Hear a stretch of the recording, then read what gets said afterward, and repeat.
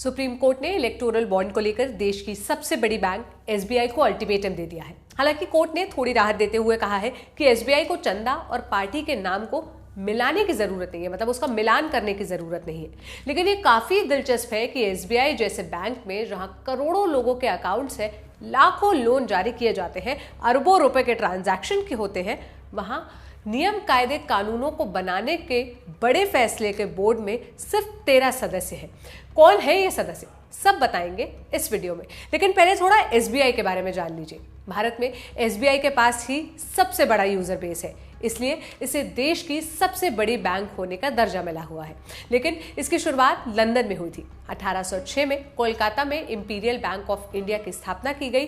फिर जब भारत आजाद हुआ तो बैंकों का राष्ट्रीयकरण किया गया, जिसके बाद इंपीरियल बैंक का नाम बदलकर भारतीय स्टेट बैंक कर दिया गया। जब ये एसबीआई बना तो इसमें 20 से ज्यादा बैंकों का विलय किया गया। एसबीआई के बोर्ड में 13 लोग हैं, जिनमें एक चेयरमैन के अलावा 4 मैनेजिंग डायरेक्टर और 8 डायरेक्टर शामिल हैं। इन सभी की नियुक्ति एसबीआई रेगुलेशन एक्ट 1955 के तहत की जाती है। वर्तमान में एसबीआई के बोर्ड में जो बोर्ड मेंबर्स हैं उनके नाम है श्री दिनेश कुमार खारा अध्यक्ष, श्री CTS शेट्टी प्रबंधक निदेशक, श्री अश्विनी कुमार तिवारी प्रबंधक निदेशक, श्री आलोक कुमार चौधरी प्रबंधक निदेशक, श्री विनय M तोनसे प्रबंधक निदेशक, CA केतन S विकमसी निदेशक, श्री मृतांग M पारजम्पे निदेशक, श्री राजेश कुमार दुबे निदेशक, CA धर्मेंद्र शेखावत निदेशक, CA प्रफुल्ल P छाजेड़ निदेशक और श्रीमती स्वाति गुप्ता निदेशक। इनके अलावा डॉक्टर विवेक जोशी भी है जो निदेशक के पद पर है और श्री अजय कुमार भी निदेशक के पद पर है। एसबीआई के बोर्ड में डायरेक्टर नियुक्त होने के लिए एसबीआई रेगुलेशन एक्ट के सेक्शन 19A के तहत सदस्य को इनमें से किसी एक क्षेत्र की जानकारी होना जरूरी है।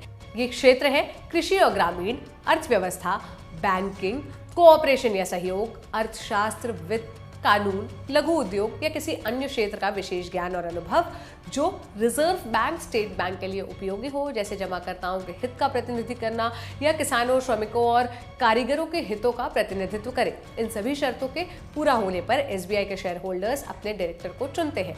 पहले बात करते हैं चेयरमैन की। फिलहाल एसबीआई की बागडोर चेयरमैन दिनेश कुमार खारा के हाथों में है। खारा 1986 में प्रोबेशनरी ऑफिसर के तौर पर एसबीआई से जुड़े थे। इसके बाद वे कई अलग अलग विभागों में मैनेजिंग डायरेक्टर के पद पर रहे। खारा अमेरिका में एसबीआई के शिकागो शाखा में भी काम कर चुके हैं। इसके बाद नंबर आता है मैनेजिंग डायरेक्टर का, जिनमें CS शेट्टी, अश्विनी कुमार तिवारी, आलोक कुमार चौधरी और विनय S तोम से शामिल है। सभी मैनेजिंग डायरेक्टर की नियुक्ति सेक्शन 19B के तहत की जाती है। इसके बाद सेक्शन 19C के तहत बाकी के 8 बोर्ड मेंबर्स की नियुक्ति की जाती है। सभी बोर्ड मेंबर्स की सेवाएं 5 साल के लिए होती है। अब ये तो थी बोर्ड की बात।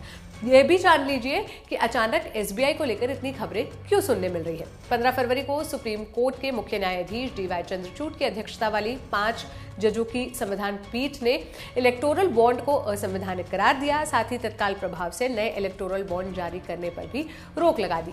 एसबीआई को बॉन्ड खरीद बिक्री से जुड़ी जानकारी 6 मार्च तक चुनाव आयोग के पास जमा करने को कहा गया। इसमें 12 अप्रैल 2019 के बाद से जारी इलेक्टोरल बॉन्ड को लेकर जानकारी जुटाने का आदेश था। कोर्ट ने चुनाव आयोग को निर्देश दिया कि वो 13 मई तक इस जानकारी को अपनी वेबसाइट पर प्रकाशित करे।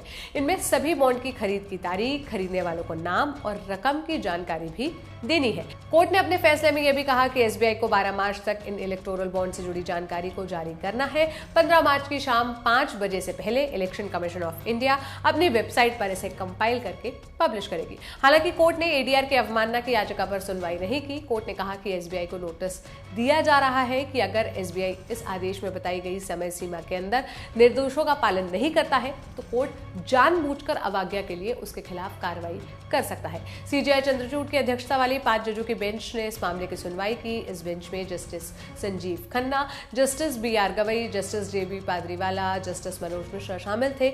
इस खबर पर दी ललन टॉप की नजर बनी हुई है।